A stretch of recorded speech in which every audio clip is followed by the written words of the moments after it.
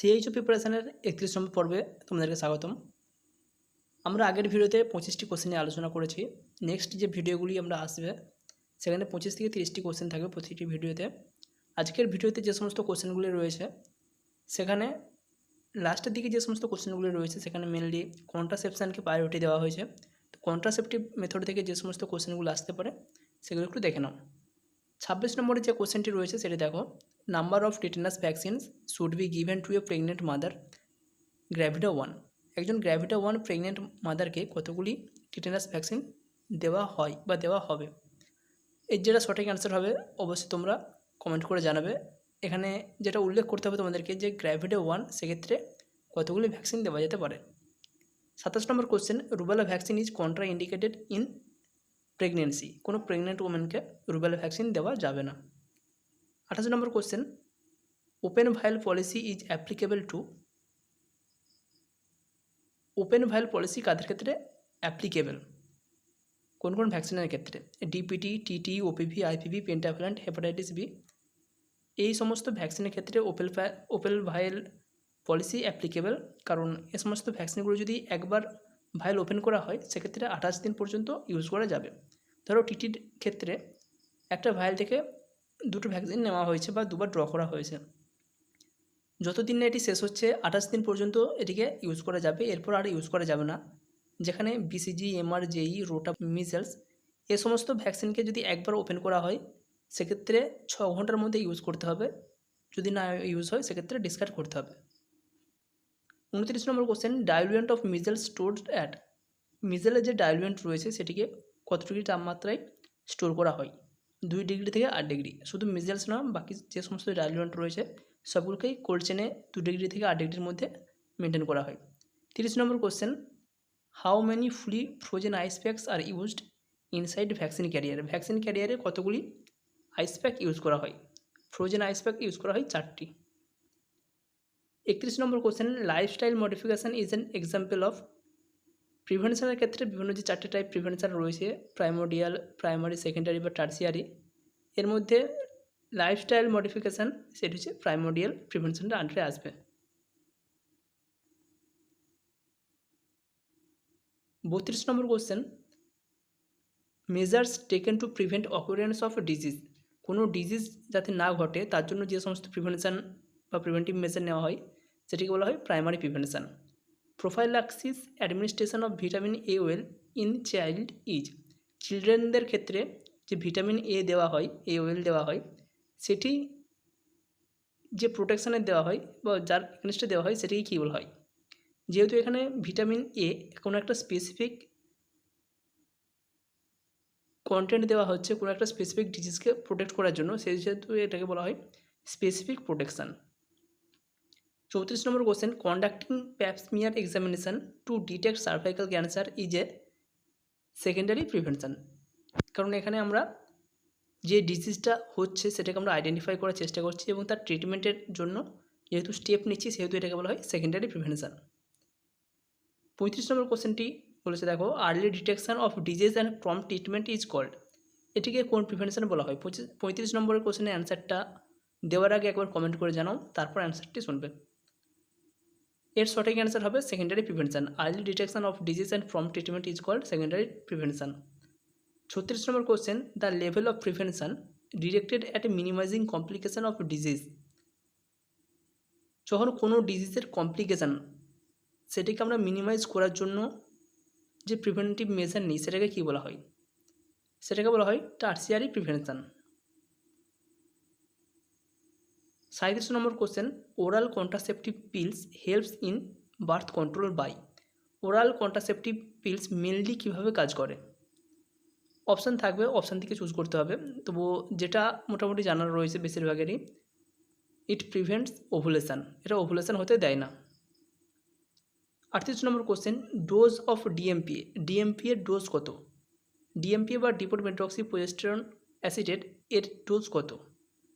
এটি দেওয়া হয় 150 mg প্রতি 3 মাস ছাড়া ছাড়া। একবার ইঞ্জেকশন দিলে 3 মাস আর কোনো কন্ট্রাসেপটিভ মেথড বা ইউজ করার কোনো প্রয়োজন নেই। আবার 3 মাস পর আবার একবার ডিএমপিএ নিলে আবারও কিন্তু সেটা 3 মাস চালু হয়ে যাবে। 39 নম্বর question, barrier method of contraception. কন্ট্রাসেপশনের যে ব্যারিয়ার মেথড রয়েছে, কী ব্যারিয়ার মেথড রয়েছে? ব্যারিয়ার মেথড হিসেবে রয়েছে কন্ডম বা ডায়াফ্রাম, যেটি এসটিআইকে প্রিভেন্ট করে, তার সাথে কন্ট্রাসেপশনকেও বা কন্ট্রাসেপটিভ হিসেবে কাজ করে, সেহেতু এটিকে বলা হয় ব্যারিয়ার মেথড অফ কন্ট্রাসেপশন। 40 নম্বর question, copper T 380A is used for. Copper T 380A কতদিন পর্যন্ত ইউজ করা হয়? 10 ইয়ার্স আফটার ইনসারশন। ইনসারশন করার পর 10 বছর, ম্যানুফ্যাকচারের পর 10 বছর না, ইনসারশন করার পর 10 বছর। 41 নম্বর question, most important component of oral contraception is. Oral কন্ট্রাসেপশনের ক্ষেত্রে যে সমস্ত কন্ট্রাসেপটিভ পিলগুলো ইউজ করা হয়, তাতে মেনলি কোন এজেন্ট বা কোন কম্পোনেন্ট থাকে? সঠিক অ্যান্সার হবে প্রোজেস্টেরন বা প্রোজেস্টন। 42 নম্বর question, contraceptive method contraceptive oral pill helps in birth control by preventing ovulation, যেটা আগে বললাম। 42 নম্বর question, an absolute contraindication for oral contraceptive pill is. Oral contraceptive পিলের সবথেকে কন্ট্রা ইন্ডিকেশান কোনটি, কাদের ক্ষেত্রে দেওয়া যাবে না? সঠিক অ্যান্সার ব্রেস্ট ক্যান্সার। কোনো মহিলা যদি ব্রেস্ট ক্যান্সার থাকে, তাহলে তার ক্ষেত্রে ওরাল কন্ট্রাসেপটিভ পিল ইউজ করা যাবে না, যেহেতু এগুলি হরমোনাল পিল, সেই জন্য এগুলোকে ইউজ করা যাবে না। এছাড়াও হাইপারটেনশান, হার্ট ডিজিজ বা রিউমেটয়েড যে হার্ট ডিজিজ, এ সমস্ত যদি কোনো ডিজিজ থাকে, সেক্ষেত্রেও ওরাল কন্ট্রাসেপটিভ পিল বা হরমোনালগুলো কন্ট্রাসেপটিভ পিল আইইউসিডিও হতে পারে, সেগুলো কিন্তু ইউজ করা যাবে না। এক্ষেত্রে ব্যারিয়ার মেথডটাকে মেনলি চয়েস করা হয়। 43 নম্বর question, emergency contraceptive pill. Emergency contraceptive pill এতে কি থাকে? লিভোনর্জেস্ট্রল এতে থাকে, যেটিকে 72 ঘন্টার মধ্যে এই পিলকে ইউজ করতে হয়।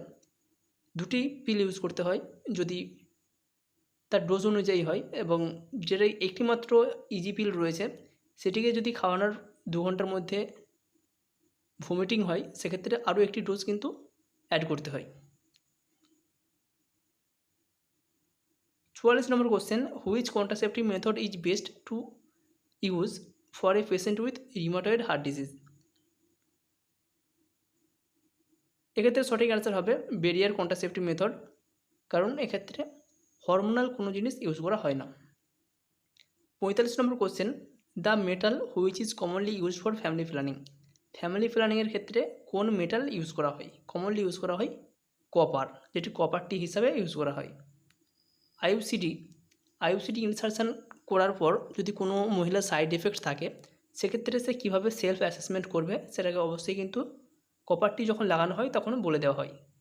এর মধ্যে পেন অ্যাসেসমেন্ট, এটি একটি মেজারমেন্ট রয়েছে পেন। এই পেনটাকে কী লক্ষণ দেখা গেলে সে হসপিটালে আসবে বা কোনো হেলথ পার্সনের কাছে যাবে, সেক্ষেত্রে এটিকে বলা হয় pain assessment. P for period late abnormal spotting or bleeding.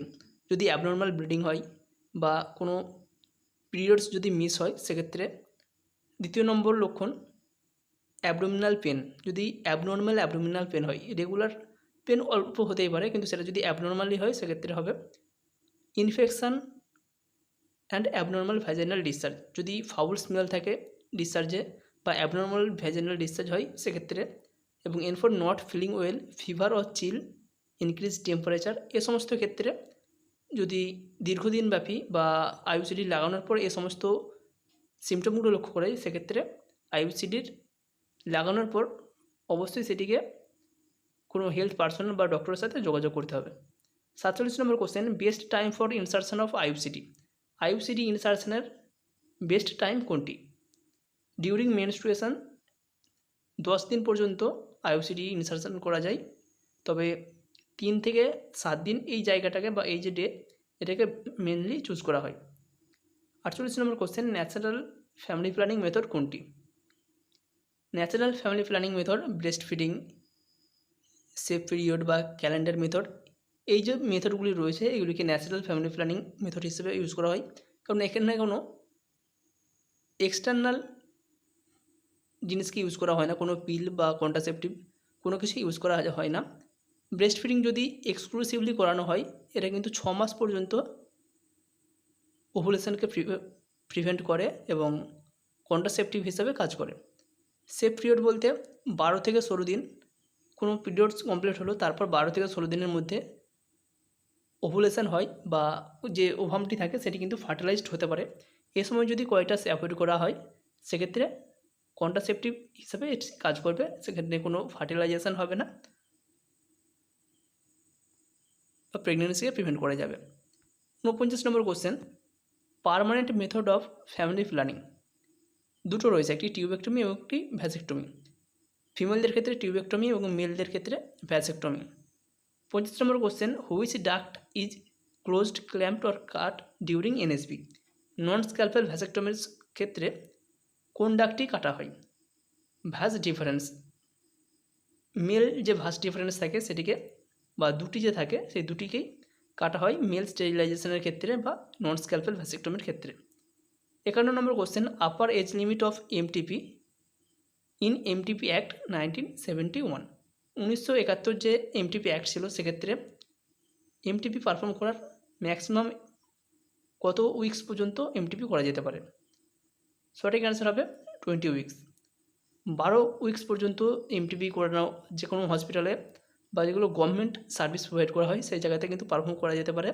12 উইকসের পর যদি এমটিপি করানো হয় সেক্ষেত্রে অ্যাটলিস্ট 2 মেডিকেল অ্যাডভাইজার বা কোনো দুজন মেডিকেল ডক্টরের সাইন লাগবে বা তাদের কনসেন্ট লাগবে, তবে কিন্তু সেটা পারফর্ম করা যাবে। এবং 20 উইকসের পর 1971 অ্যাক্ট অনুযায়ী পারফর্ম করা যায় না, যদিও সেটি পরে আপডেট হয়ে 22 উইকস পর্যন্ত আপডেট করা হয়েছে।